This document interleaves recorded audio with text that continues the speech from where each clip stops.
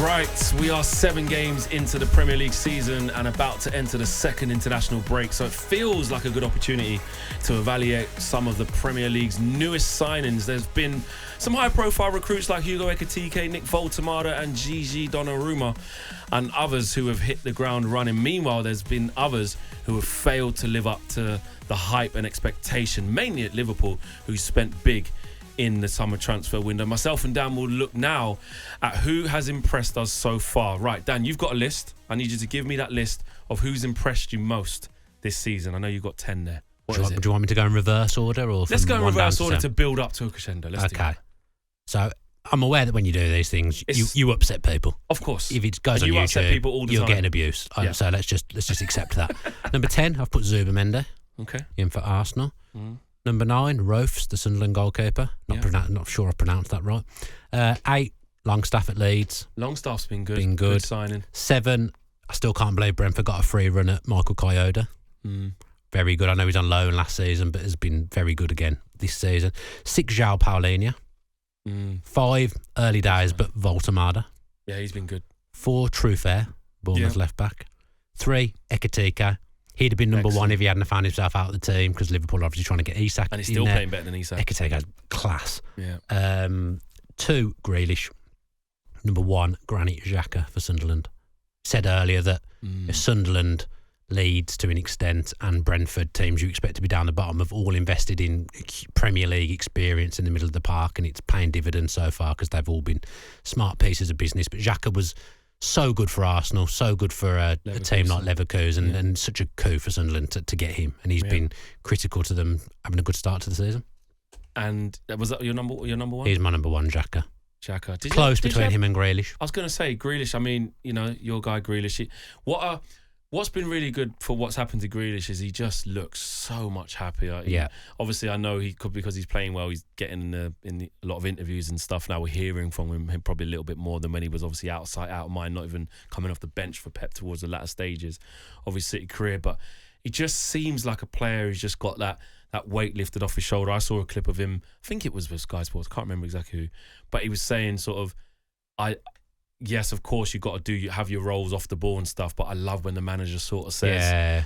Tim Sherwood on Sky, wasn't he? He had an interview with him, And, probably having a little bit of a pop at Pep and what he's been going through at Manchester City. But you can see that in him at Everton, can't you? He can be their talisman, give me the ball, I'll make things happen. And, I know he scored a bit of a fortuitous goal the other day, but that just kind of sums up when it's going for you, it's going for you, and it's a big turnaround for him. Yeah, he's been brilliant, and he hit the ground running instantly. Like, you wouldn't know he hasn't played much football over the last couple of years. He's been brilliant for Everton from day one. I think he's got the most assists in the league so far, and obviously got himself off the mark last weekend. I'm still gutted Villa didn't sign him. I really wanted him to come back, but I'm glad he's gone somewhere like Everton, where he's allowed to be that off the cuff player again, and coming in that left hand side, making things happen, linking up well with Dewsbury Hall. And if Everton had a genuine centre forward, he'd probably have more assists, wouldn't he, Grealish? Because he's been brilliant so far. Yeah, he's laying on a lot of chances. Another name I picked up off your list that I wanted to bring up was Palhinha, actually, because I think that Spurs have needed that type of player for a little while, a thoroughbred 6, and the opportunity to get him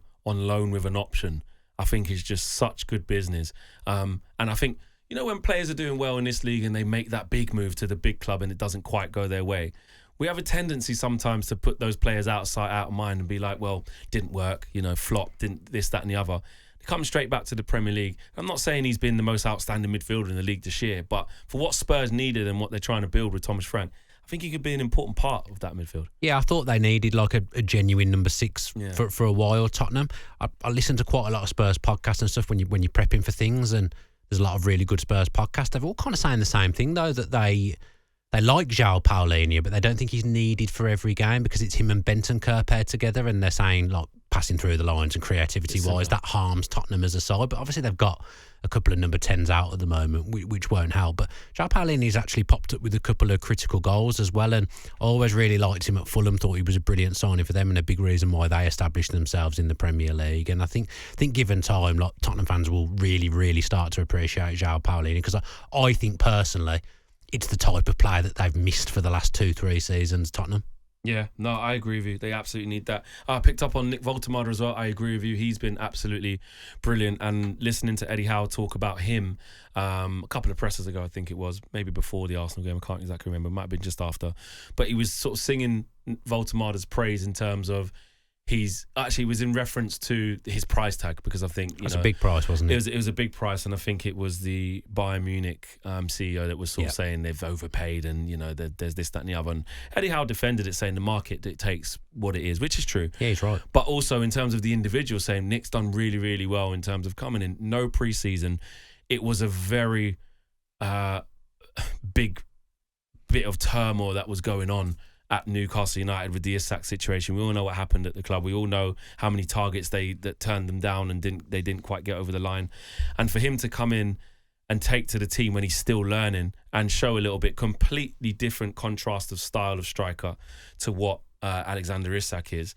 But he's doing well, and he's endeared himself to the Geordies almost immediately, hasn't he? Scoring on his debut as well. Yeah, Eddie Howe doesn't like to put players straight in, especially attacking players, but he's kind of been forced to because there's no other strikers in the building. Obviously, Visser's injured at the moment. I'm sure if Visser had been fit, because he knows the Premier League, I think Voltemade might have been introduced a bit more slowly, but it's worked quite well for Newcastle. He's had to come in straight away. He scored in his first 3 home games, made an impact in the Champions League, them getting off the mark there last week as well, which they needed to do. And it's like no one's really mentioning Isak anymore.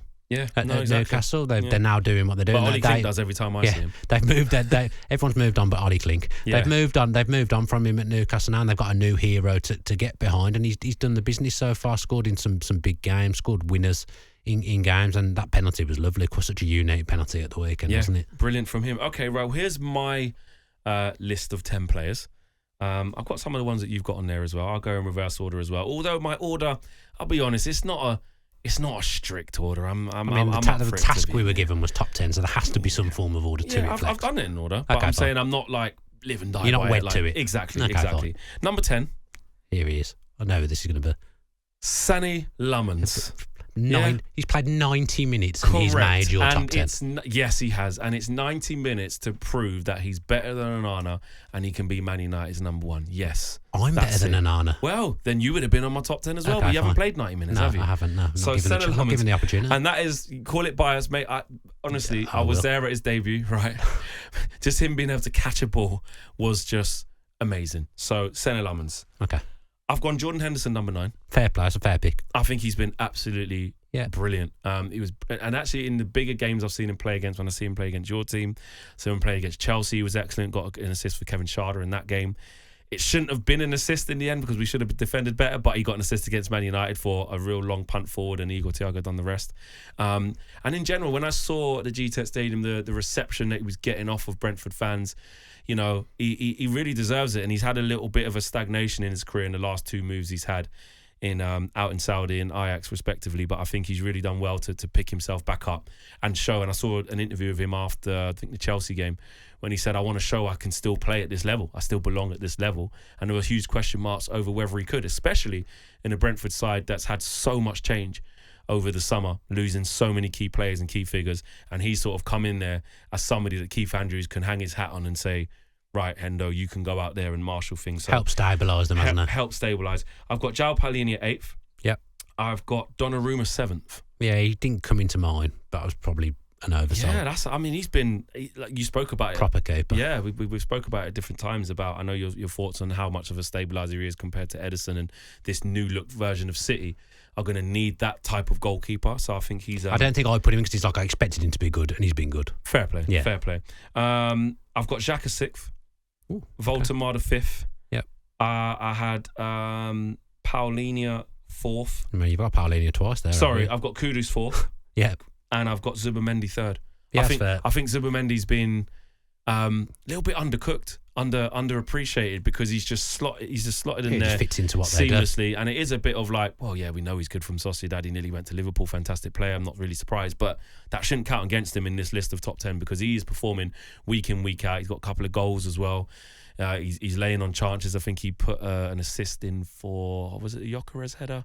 Or was it a Havertz header? I can't remember who it was. It could have been Marino. But Scored a header himself. Scored a header himself as well. Got 2 in that game, didn't he? Yeah. So he's been really, really good. I don't think enough people are talking about Martin Zubimendi. Ekitike 2nd. And I've actually gone Jack Grealish first. Well done, just Flex. because of the impact of where he was, not enjoying football anymore. Don't want to see that from a player like Jack Grealish. Couldn't express himself, not getting on the bench for kids we've not really heard of, making debuts ahead of him, to where he is now, the main man at Everton in their new stadium and new journey. So yeah, shocked that he wasn't in the England squad, really. Yeah, exactly. Yeah. I don't think he's too far off it. No, he'll be in the next one. He should be in the next one. So that's my 10. Let's have a quick word on some of the disappointing transfers. I think let's start at Liverpool, because we can't not. You know, they spent a lot of money, broke the British transfer record twice on the likes of Wirtz and Isak. Let's talk about Wirtz. Do you think that he's been a flop so far? Do you think that the criticism is fair, or do you think there's been too much done? There's this stupid 007 thing at the moment. That's so quite obviously funny. he falls into that. So that's the first problem there. Obviously he hasn't scored, hasn't got an assist. When I've watched Liverpool play, I don't think he's been bad at all. And in fact, sometimes I think he's just on a little bit of a different wavelength to what's going on around him. I've seen some nice touches for him, seen some clever interchanges of play, nice movement. I don't think he's been bad, but for the money that you spent on him, you expect to see him function better maybe, and you maybe expect to have seen some goals and some assists in that time. But I've no doubt that he'll be a good player. I wouldn't call him a flop now, but I think that's not how football works, apparently. It's not how football works, and as much as, you know, I like to, you know, be slightly biased towards Liverpool, I agree. I agree with what you're saying, Dan. I made a prediction at the start of the season, right, saying that I think that he would be the flop of the season, and I said the reason why is not because I don't think he's a good player, but I think because the price tag is so high, the expectation that's going to be put upon him, he's always going to fall below that for me in his first year. I think as a player, with the ability that he has and the talent that he has, he can live up to expectation. But in his first year, I don't see him being £116.5 million worth of player. And I think what we're seeing is him needing to adapt, him needing time. And I agree with you. When I've watched him, as much as I kind of want to hate watch, like he's putting some chances on a plate for some people, and they're missing. they are missing. Oh, he's been good. There are other times. Okay. There are other times whereby physically the game's passing him a little bit. People are onto him a little bit faster because he's got to adapt to the Bundesliga, from the Bundesliga to here to the Premier League. But unfortunately, I'm not here to give the sympathy to Liverpool. When you spend that type of money, just like when every other club spends that money, when it was Mudryk, when it was Antony, when it's Pogba, when it's whoever else who cost big, when it was Caicedo, when it's Enzo Fernandez, whether the scrutiny, whether it's Declan Rice, you have to show it. And you've got to show it quickly. If you want to have, I'm not saying it's Wirtz's fault, but this is what happens. The scrutiny's there, so we can't rid them of that. Isak, look, for me, this is what happens when you're down tools. During the summer, right? You're way off the pace. It's going to take you a while to get up to speed. On top of playing a new system with different expectations and the adjustment, you're also not very fit. So far, yeah, he scored that goal against Southampton, didn't he, in the Carabao Cup? But other than that, struggled, hasn't he? Because underwhelming, he's nowhere near where he needs to be. Do you think he meant that touch of the weekend? No. Not to bring it down to pass it. He meant to try and bring it down and do what he needed to do. There's no way he meant that to go to Gakpo. Absolutely not. But again, he's too good to not come good. Like these Liverpool players, eventually, and then losing a couple of games. Like, these players are going to be good players for Liverpool. Kirkes struggled. Adaptation, hard to go from a club like Bournemouth to the expectations that's at Liverpool, maybe playing a slightly different way. Yeah, he's replacing someone essentially that's played left back for Liverpool for the last 8, 9, 10 years. It's a difficult job, but again, he'll be good. Yeah, let's go to Chelsea. Jamie Gittins. Big money from Dortmund, 50+ million. I think doesn't seem to want to play him, does it? No, I think they were. If talking to my Chelsea mates, they got so many red cards in games. So he and Garnacho just weren't getting on the pitch because they had other priorities for at least 3 of the games. I think it was 3 out of 7. But yeah, sort of, he's been what I expect him to be. Really, a young raw player coming out of Dortmund who's done all right there, hasn't torn up trees, done all right, and looks okay. If I'm picking Chelsea's best 11, in my opinion, when everyone's fit and everyone's firing, neither him or Garnacho are in that team. Yeah, no, I agree. What about Garnacho actually as a signing? Same sort of thing. That's not a big enough sample size at the moment for those players that didn't start the season. It's hard to kind of judge those players. But they got rid of Madueke for these guys, and I'm looking at it going. Madueke's been doing absolutely fine before his injury, unfortunately for him, but. They're bringing in Gittins and Garnacho, and like you say, okay, sample size is not. They never quite seem to bring in that sure thing on the wing, do they? Like they've signed so many wingers and the Clear Lake and Todd Bowley, but none of them have been sure things. Esteval, another young one he'll be good. He's done well. He looks quite special, to be fair to him. Let's look at Villa, Sancho and Harvey Elliott. I can't judge. I can't possibly judge. This is so early. Oh, yeah. Harvey Elliott sat on the bench for 90 minutes at the weekend, which I'm sure he wasn't thrilled about. And Sancho's been ill for the last week. I actually liked the bits of Sancho that I've seen. Like intelligent football. I think he fits Villa's system quite well, but I've just not seen enough of him to be able to tell you whether he's good or not. I think this is an interesting one. Amari Hutchinson went to Forest for a club record fee, £37.5 million, left out of the Europa League squad, which is staggering. Not what you want. For a record. How does that happen? How can you be a club record signing and you're not playing for them in Europe? Because that's when you sign like 15 players. It's like you can't fit them all in. And then, of course, the change of manager as well. I'm not even sure if Nuno definitely wasn't playing him either. Exactly. No. So it doesn't look like it's just... Shame, because he's a good player. He is a good player. We went for big money to Ipswich as well, from Chelsea. Not been great, is it? No, there was maybe a better move out there for Hutchinson. He was linked with someone else for ages, and I can't think who it was now. Might have been Brentford. But I wouldn't have been that would have been a better move. They got Atara instead out of Bournemouth for like 40 million. It would have been a better move. Too. James Trafford, he was brilliant for Burnley last year in the Championship. He returned to play for City, played a couple of games, so you're thinking fair play. I mean, he had a couple of dodgy moments, but you're thinking, but he's come in to be the number one. He's returned back to City, and they buy Donnarumma, and then he's back to the bench. I do wonder if he'd have gone there, if he'd have known that they're going to get Donnarumma, because when they signed him, they signed him, that wasn't on the cards, was it? There wasn't. No, because he wasn't available. He wasn't leaving PSG. That came as a bit of a surprise. Understand why they signed Donnarumma, because he's a sure thing, who's a natural born winner and will win things with City as well. But it's not good for Trafford's career to just be sat on the bench every week. It's not, especially with, he's been done amazingly well in the under-21s, we know. Of course, coming up. In the future, obviously, he wants to look at the World Cup. It's going to be, definitely going to be beyond him this year because he's not playing. But even in general, with the keepers that are ahead of him, it's going to be tough. But he is one that we're looking at to be, our number one in years to come because he's young. And I just a penny for his thoughts now. You're right. I just think it's got to get to January. He's got to look to get out. He's not going to play. Where now though? Like, where do you go now? It's got to be maybe one of the teams that are. I say one of the teams that are fighting relegation. One of them will be Burnley. They're all right now with the Bravka in goal. Bradford made a couple of good saves. Yeah, same against United as well. He's been excellent. Yeah. He's one of the signings actually. Yeah, he's been a good signing. The Bravka. Pretty good, to be fair. I know Burnley in the bottom three, but still, he's been good. No, he's made saves. It's just, he's got to play, Dan. He's got to leave. Like, he's not going to get... Donnarumma is one of the best goalkeepers in the world. So unless it's going to be Carabao Cup and FA Cup third round and stuff like that, he ain't going to play. No, it's not good. Not a good situation, that. It's not. Sticking with goalkeepers, Mads Hermansen as well. Oh, awful. Woe is me, Flex. Was he a good keeper last year? Was he just okay? Or because he was just called upon so much. Just okay. He was very busy because Leicester were poor. Like, that's such a West Ham stupid signing. So bad they brought back Fabianski, mate. But they didn't need to sign Hermansen. No. Like, that money would have been better utilised elsewhere. Looking at their squad, it's just like, let's just sign someone that we don't really need for big money and let's just drop him after 4 games. God, it's not good, is it? No, it's not good. That's so West Ham, though. Yeah, it is. That's the worst one. It is. That is bad.